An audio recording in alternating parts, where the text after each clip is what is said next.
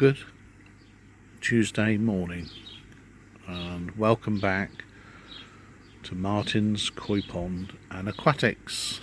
Well, it's been a few weeks, 2 to 3 weeks since I did a video, and there's been loads going on, but I didn't film any of it. I had a break from YouTube filming. And one of the new things that have been going on is I've got a new camera. So, well, not a new camera, a new phone, which means I've got a new camera. I've gone over to the dark side. I've got a Samsung. So we'll have to see how I get on with recording and editing with this phone. This is the first clip that I've tried recording, so we'll see how it goes. Now, first thing you'll notice is I've removed my wooden bamboo screen. I wasn't really liking it that much, so I just one Sunday took it down, and I've got a new net which has taken the place of the bamboo screen. It runs from this post here, and I've moved the posts along the back here, so the new net runs all the way to this corner. I can still take the net down easily on this side to improve my viewing of the pond, but I rarely do because, to be honest, you get used to it being there and it isn't such a big deal. I've got fairy lights now that go all the way around top of the pond. I did take a still of them last night, so I might put that in just to show you after this clip. Now in the background you might hear some splashing. That's Milo in his doggy pond. And the reason we had to buy that was Milo has finally, after nearly 2 years of having him, been for a swim in the pond. The other Sunday, whilst that fence was down and there was no net there, he launched himself in over there, did a couple of laps on the pond and got out again. Thank God he didn't damage the rubber liner.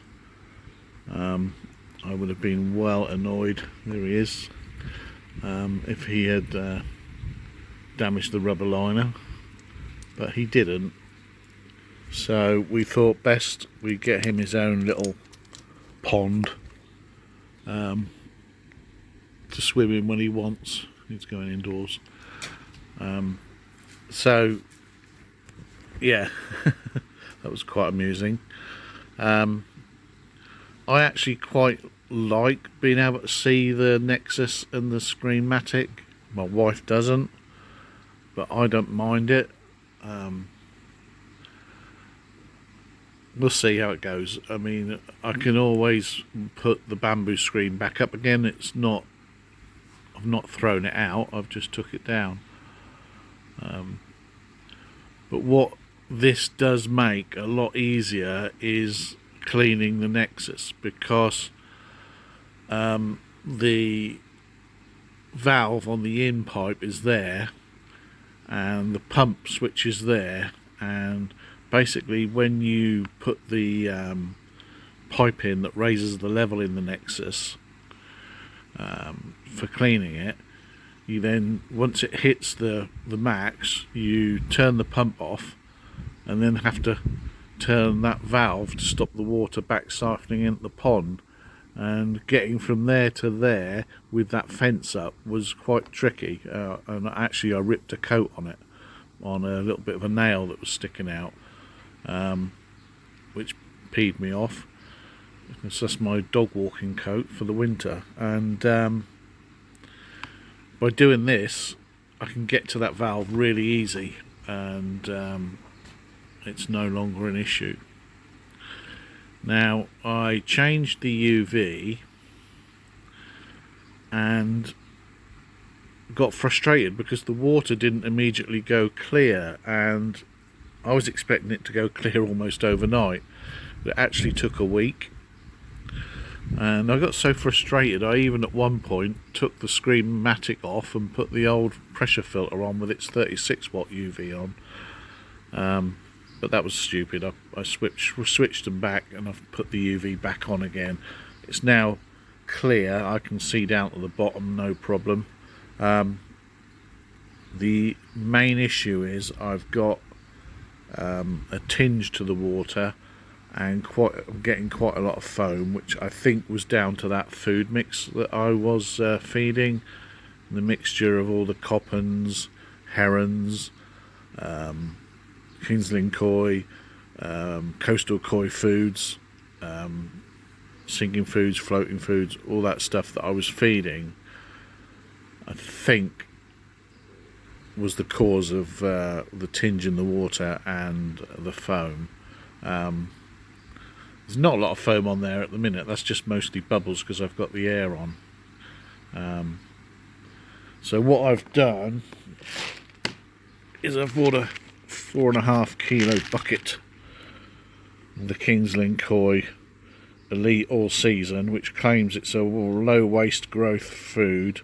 It's actually Kasuri All Season food, which they buy in bulk obviously and repackage as their own food. But you know, I've spoke to the guys in the shop, and they feed that to all their fish there. Most of these fish come from there. Their ponds are all crystal clear, no foam or anything like that. I realise it's not going to change overnight. I only bought that food yesterday, so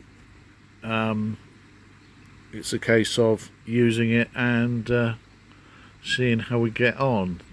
So the air's on. I had knocked the air off for a week. Clean that bucket over there out, because that's where my little protein skimmer drains into. But I put the air back on last night and put the protein skimmer on, and the clean bucket has actually got a considerable amount of water in. All that is from overnight. I didn't even put it on until, well, nearly 9 PM last night. I am wondering whether I might just run the air overnight, and have it off during the day. Fish don't really need the air because there's loads of air in the Nexus.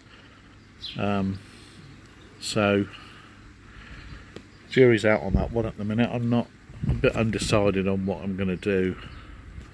But what I did do yesterday when I bought the food, I was in the koi shop.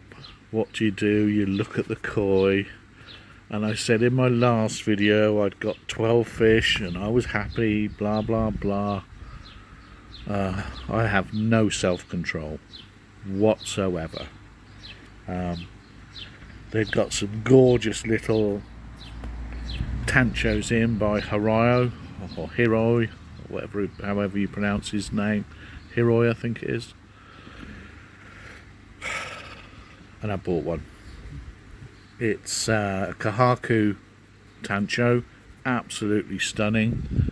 It's only about 17 centimetres, so it's a little fish, so it's a bit of a grow-on project. Well, it's probably the little smallest fish in the pond.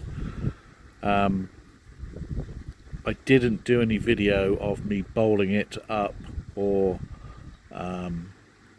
anything like that. So what I did do was I took a still of it in the box to show my friends. So I will, as well as the still of the pond at night, I will put that still on after this this rambling video, so you can see him. Called him Tank. My original tancho was called Tank, the one that died from a bacterial issue. So but this one's a real nice proper Kahaku tancho. His spot is a little bit elongated. It's not a perfect circle behind the eyes, but it is still a very nice shaped mark. And I'm never going to show fish, so it is what it is, and I really love it, so that's the main thing. And of course, whilst I was buying that, I thought I cannot have an odd number of fish in the pond, and they'd got some 20 centimetre sorogoy that I'd been looking at on and off for about 2 months. They had about 4 of them left, and Rebecca, one of the owners, picked out for me the nicest one, which I agreed with her selection on which was the nicest one, so thanks for that, Rebecca. And I've bought that, and it's a beautiful lavender blue colour, absolutely stunning. Like I say, it's about 20 centimetres. Its picture is with that with the tancho, and I've not really gone too clever with the naming of it. I'm just going to call it Bluey. So Tank the tancho and Bluey the sorogoy. So that's just a bit of an update video. Like I say, lots been going on. Took the screen down. Milo's had a swim in the pond. We had trouble with water clarity. We've had trouble with foam and a tinge to the water, which I'm still working on. But just thought I'd do a short update. Let you know I'm still about, and that the pond's still going well. And I will catch you in the next video, where maybe I might be doing something more interesting.